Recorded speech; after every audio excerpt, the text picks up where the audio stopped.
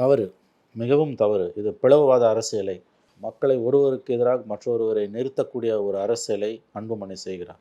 இது ஒரு நாடு, இந்தியா என்பது ஒரு நாடு. காஷ்மீர்லேருந்து கன்னியாகுமரி வரைக்கும் நாம் அனைவரும் இந்தியர்கள்.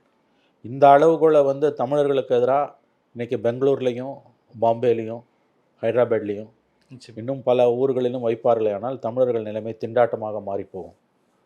ஆங்கிலத்தில் சொல்கிற மாதிரி within the nation within the constitution, ஒரே தேசம் ஒரே அரசியலமைப்பு சட்டம். India is a union of states, பல மாநிலங்களின் கூட்டமைப்பு தான் இந்தியா.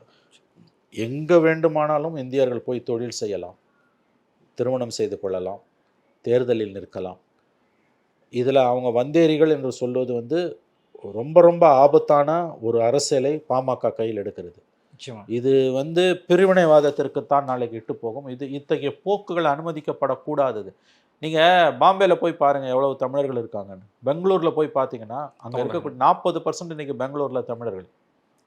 நம்முடைய தமிழர்களால் அங்கே வந்து பொருளாதாரம் உயர்ந்திருக்கிறது. மென்பொருள் துறையில் மட்டுமல்ல, எல்லா துறைகளிலுமே.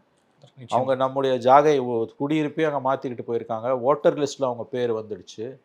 இப்போ அங்கே இருக்கவங்க இந்த அளவுகளை வச்சாங்க, உங்கள் அது என்ன?